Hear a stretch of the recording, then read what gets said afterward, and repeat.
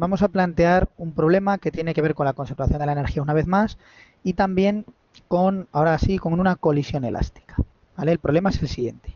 Dice, imaginemos que tenemos una bolita de masa M1 sujeta de una cuerda de longitud L a un punto fijo, ¿sí? Tal que forma con la vertical un cierto ángulo inicial θ. Vamos a suponer en el problema que esa longitud son 80 centímetros, que el ángulo son 60 grados.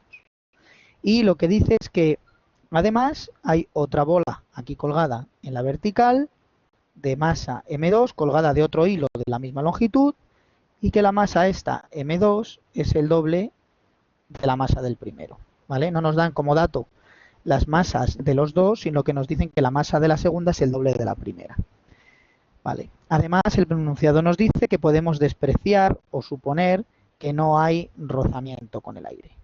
¿De acuerdo? No hay para nada rozamiento con el aire. ¿Qué nos pregunta el problema? Bueno, en el primer apartado, en el apartado A, nos pregunta, nos dice que si la bola 1 se suelta desde esa posición que hay en la figura, calcular cuánto vale la velocidad que tiene al llegar a la posición de abajo. ¿Sí? En la segunda, en el apartado B, lo que nos plantea es la bola 1 ha llegado a la posición de abajo y ahora va a chocar con la bola 2. Suponiendo, dice el enunciado, suponiendo que la colisión entre los dos, entre las dos bolas sea elástica, calcular la velocidad de ambas tras la colisión. Y en el apartado C lo que nos pide es, bueno, una vez que ha ocurrido la colisión, hasta qué altura va a subir la bola número 2. Bueno, pues entonces ahora lo que hay que hacer, entonces os animo a que intentéis resolver el problema. Para el apartado A y el C esencialmente hay que aplicar la conservación de la energía y en el apartado B lo que sabéis sobre colisiones elásticas. Vamos a proceder a la solución. Bueno, en el apartado A. Fijaros, en el apartado A la bola 2 no juega ningún papel, simplemente tenemos esta bola 1 sujeta con ese hilo y la vamos a soltar hasta que alcance esta posición final. Esta sería la posición inicial y esa sería la posición final. Y lo que nos piden es, sabiendo que la velocidad inicial es 0, porque dice que se suelta, nos pide calcular cuánto vale la velocidad con la que llega a esa posición de ahí abajo. Fijaros que es el típico problema de una bola en un péndulo, ¿no? Donde casi siempre aplicamos conservación de la energía, como efectivamente ya hemos discutido en la teoría. ¿Qué fuerzas están actuando sobre la bola? Sobre la bola está actuando, por supuesto, su peso. Como sabemos, el peso se debe a la fuerza de la gravedad, que sabemos que es una fuerza conservativa. La segunda fuerza que actúa sobre la bola es la tensión. ¿Sí? Fijaros, vamos a pintarlas. El peso, que actuaría en todo el tiempo, y la tensión. ¿Sí? ¿Qué es lo importante? Que la tensión, tal y como discutimos en las clases teóricas, en un problema como este, es una fuerza centrípeta. Va siempre dirigida hacia el centro de ese hipotético círculo que describe en su movimiento la bola. Y como discutimos, la tensión, al ser una fuerza centrípeta, no realiza trabajo. Por tanto, si yo aplico la ley de conservación de la energía, que me dice que el trabajo que ejercen las fuerzas no conservativas producen una variación en la energía del sistema, en nuestro caso, la única fuerza no conservativa sería la tensión. Como esta no realiza trabajo, lo que tengo es que efectivamente la energía del sistema de esa bolita no cambia en su movimiento y puedo imponer que la energía en la situación inicial es igual a la energía en la situación final. ¿Vale? ¿Cuánto vale la energía en la situación inicial? Bueno, pues la bola tiene una energía cinética en esa situación inicial. Perdón, esto sería V sub I. Pero como parte del reposo, ese término vale 0.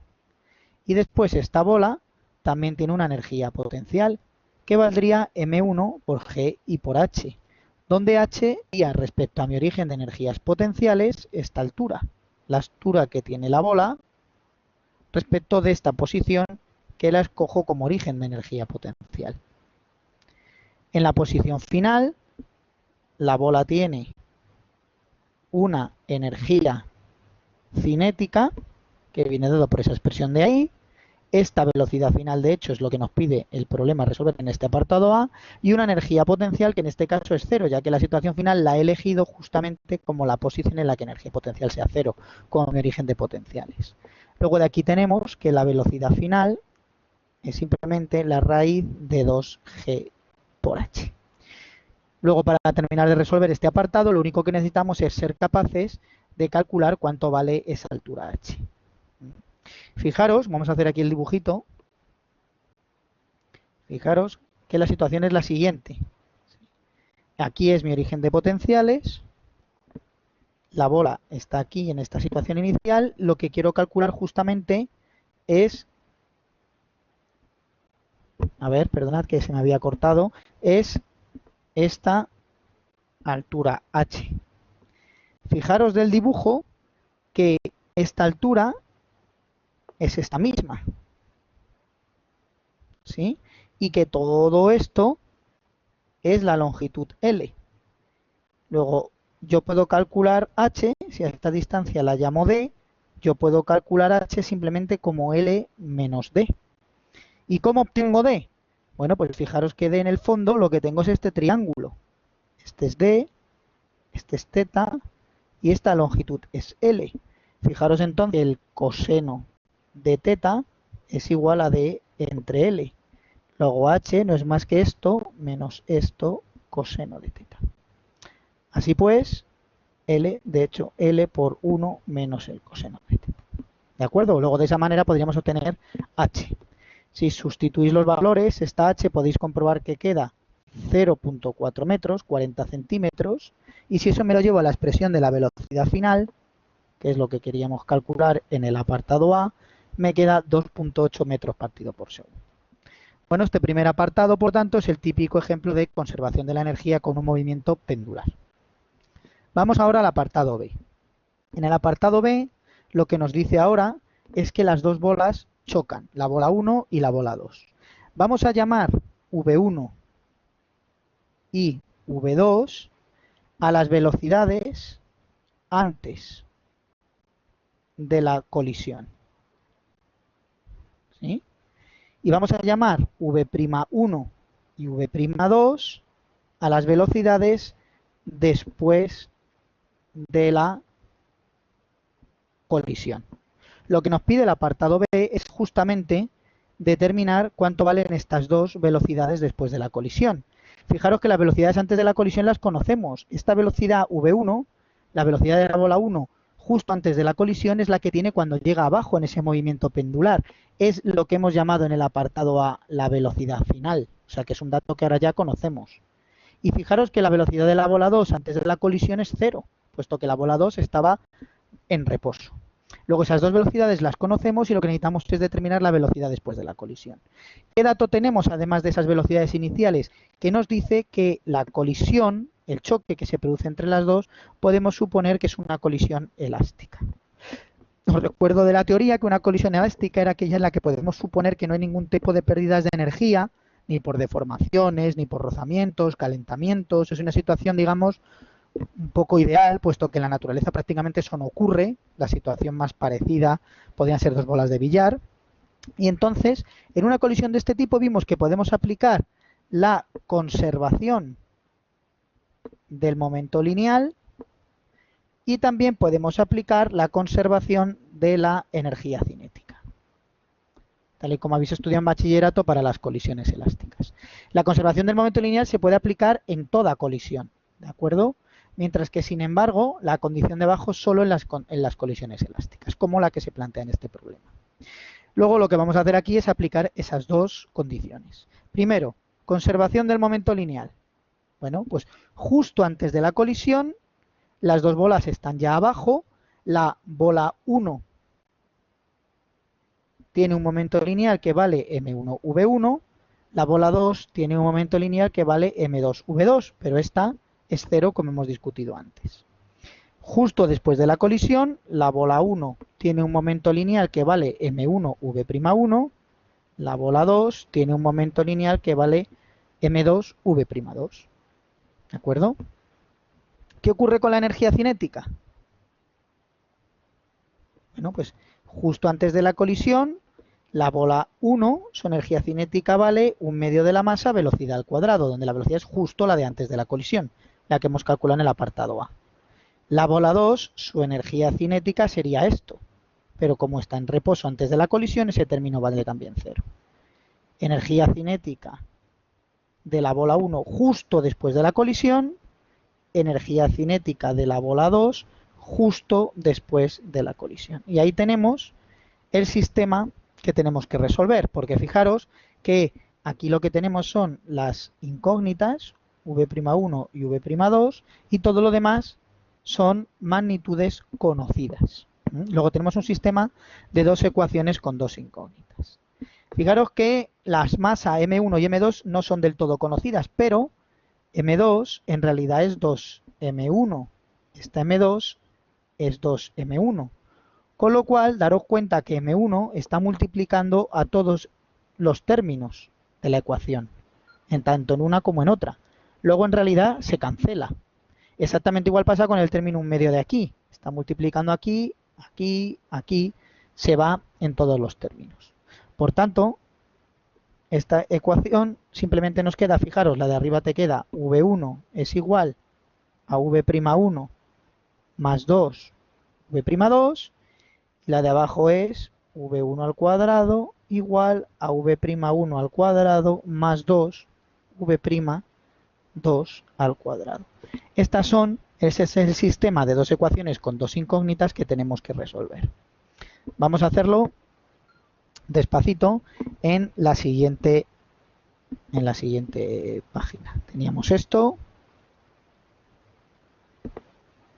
más 2, perdonad, v'2, y la otra que teníamos era esta, v1 al cuadrado igual a v'1 al cuadrado más 2 v'2 al cuadrado. Bueno, ¿cómo resolvemos ese sistema de dos ecuaciones con dos incógnitas? Pues el método más habitual, ya sabéis, es de una ecuación despejar una de las variables. Por ejemplo, de aquí podemos despejar v'1 simplemente como v1 menos 2 v'2 al cuadrado, y esto me lo llevo a la ecuación de abajo.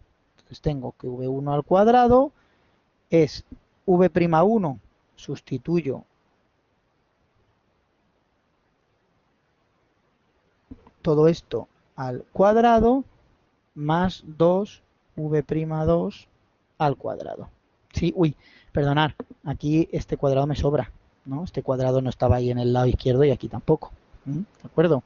Vale, ahora resuelvo esto. Fijaros que este término no es más que cuadrado del primero más cuadrado del segundo menos el doble producto del primero por el segundo. ¿Vale?